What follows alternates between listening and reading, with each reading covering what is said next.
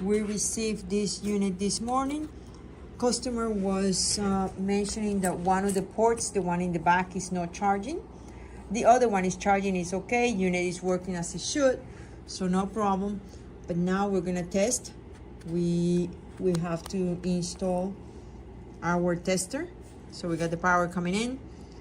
We see 20 volts and the consumption is fine. It has a little bit more than 1 amps on it. And let's test the second port now.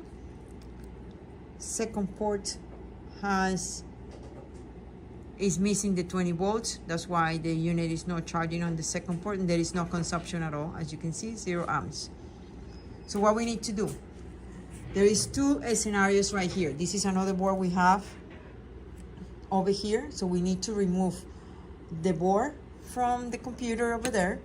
Option number 1, we clean the ports, which are here. You see, we can do ultrasonic cleaning. We clean the ports just to make sure that they do good connection. So if that's the case, that's going to be option number 1.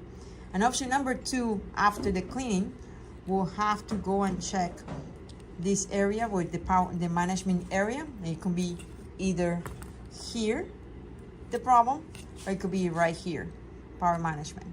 So we'll see what we can do. The first option, we have to go always with the first option, which is cleaning.